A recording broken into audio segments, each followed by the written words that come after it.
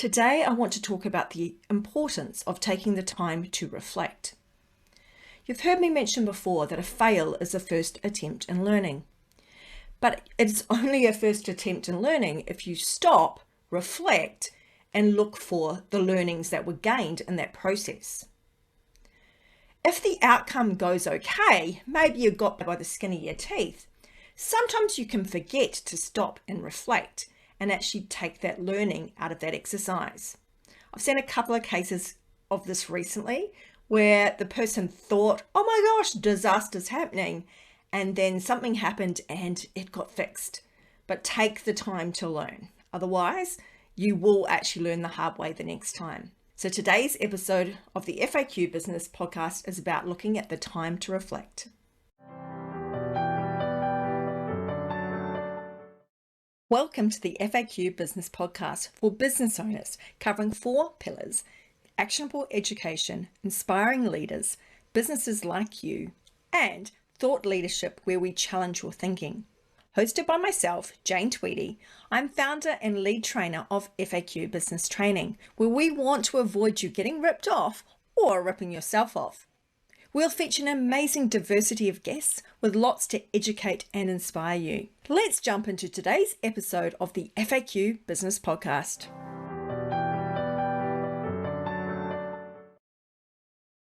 Welcome back to the FAQ Business Podcast, and again, I am your host, Jane Tweedy.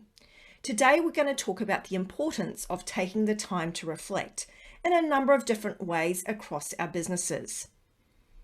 Now, one way we can do this is through a SWOT exercise, and I do recommend you do your SWOT analysis on, say, a quarterly update basis. So do it once, and then each quarter pull it out and give it a bit of a refresh, because there are things we're going to have learned in that time, or challenges we've faced that we didn't know we had an issue with. What does SWOT stand for? Strengths, weaknesses, opportunities, and threats. And I always do mine with what I call a like and dislike overlay.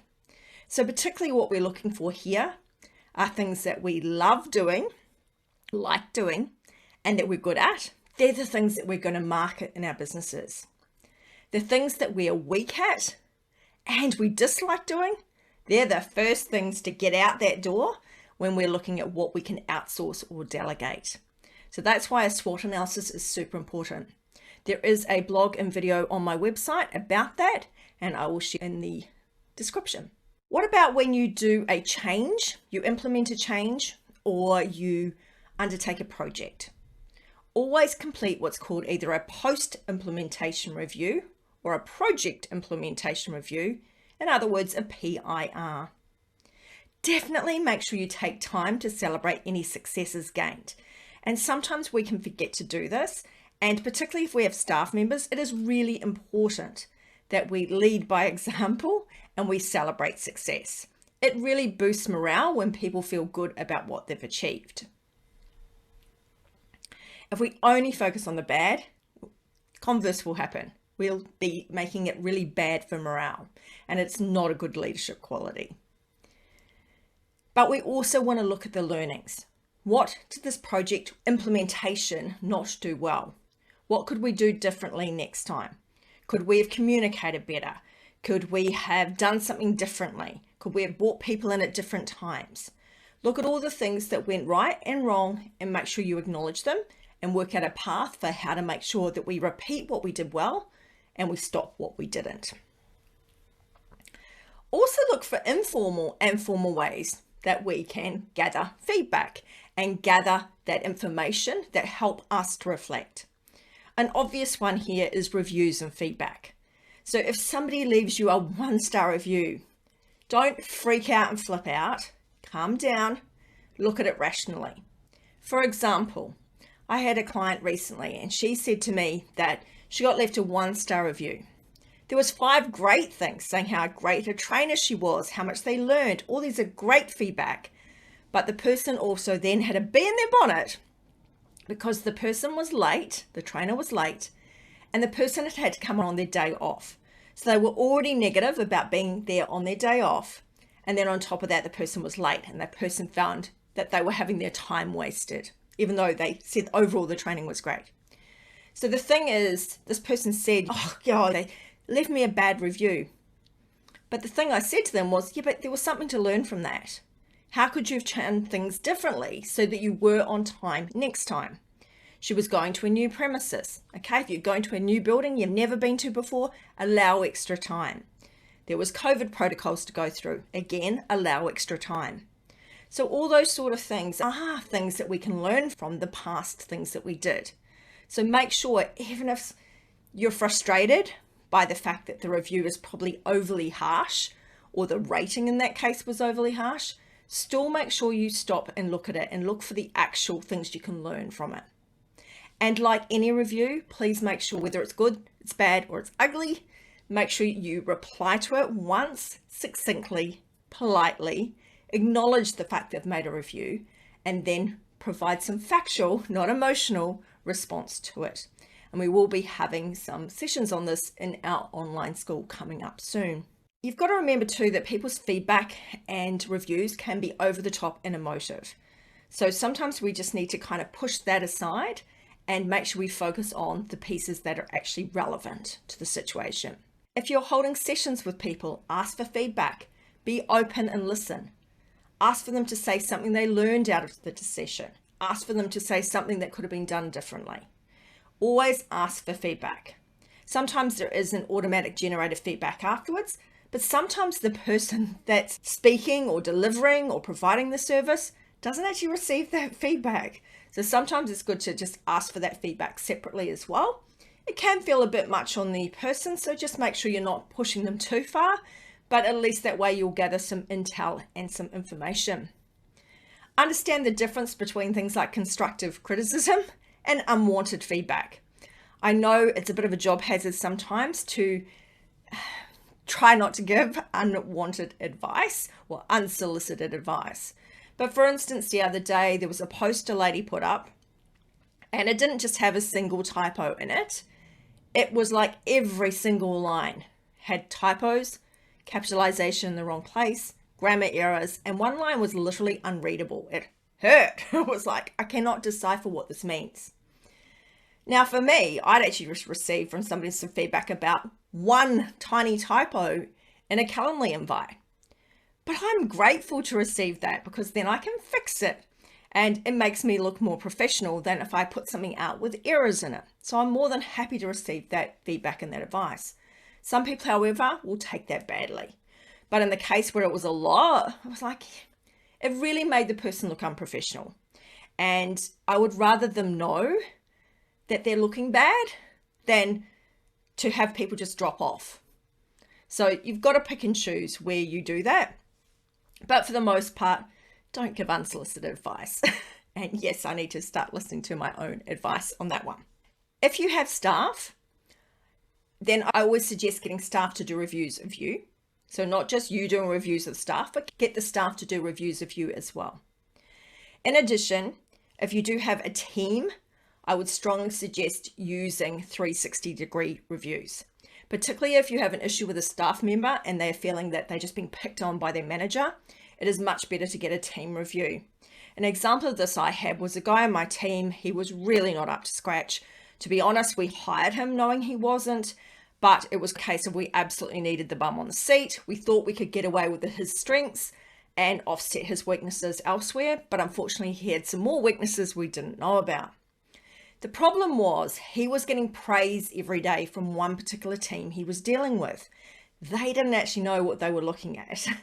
And so their responses to him, the way they were treating him, was making him think he was awesome and amazing. And then the team around him that immediately worked with him all had issues with him, but no one would say anything. Then you had a team of high profile people that he respected a lot. And it was when he got their reviews back, that's when he really understood, hey, there's a problem here. These guys think that I'm incompetent when actually he had an attention to detail problem. And this is where sometimes when you do these 360-degree reviews, you've got to help the person to navigate them. For instance, I had a lady one time who had a really bad 360-degree review because her team and everyone around her, everyone had given the feedback, found her attitude really negative. And because she had a negative and very brash attitude, it really clouded people's opinion of her. And so to the point where they would say, if the question said, does this person work hard? They'd go, no. And both her and I knew that was not the case. She worked really hard. But the problem was their view of her was so clouded by that negative that they just couldn't see the good and the strengths in her. So initially she was angry. Of course she was angry. They have just told her that she sucks, basically. And she knows that she doesn't completely suck. So once she got over the anger issue, she was able to look at the feedback and reflect on it. And actually go, okay, what can I pick out of here that I can actually make a difference in my life? And she did. She took it on board and she made some changes. 20 years on now, she's a high-flying corporate role. She had to have that learning back then. And that learning set herself up for a great future because she took that time to reflect, that time to actually acknowledge and respond. And that's made all the difference to her career.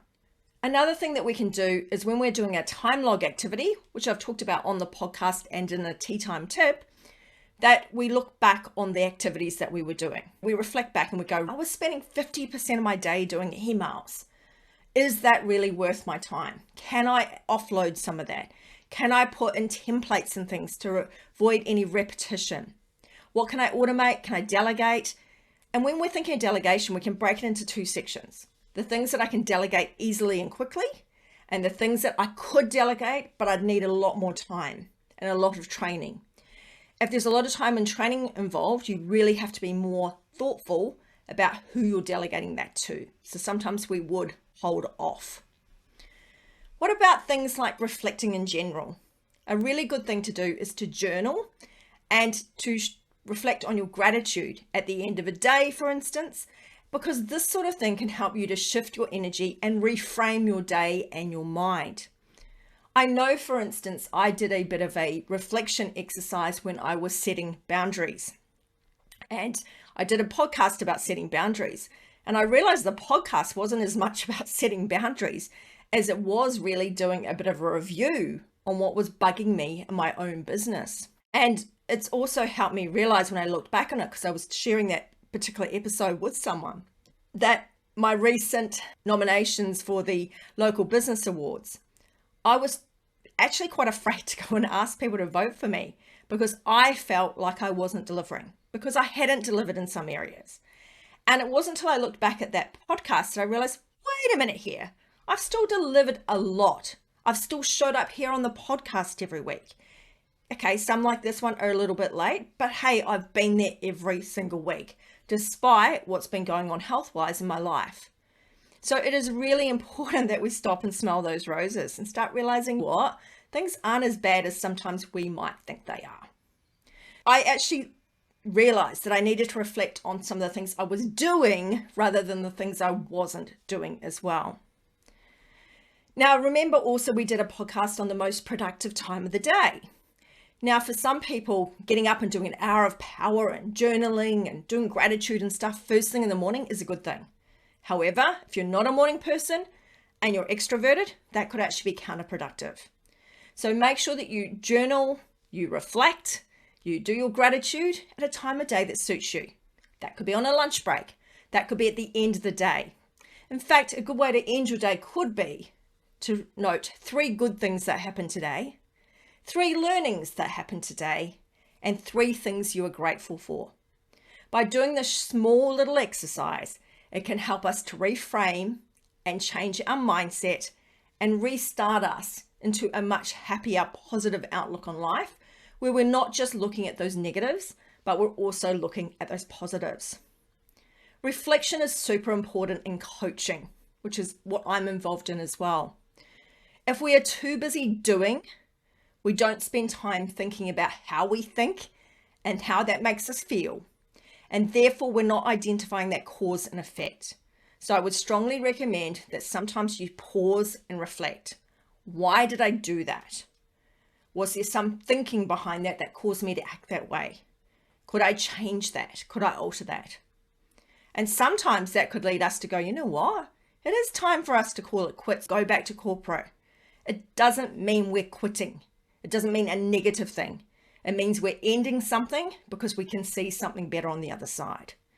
So make sure that you take the time to reflect. Taking time to reflect is so important. And I hope this podcast has reiterated to you why there is so much importance in taking the time to reflect. Thank you for listening in today. I'm Jane Tweedy from the FAQ Business Podcast.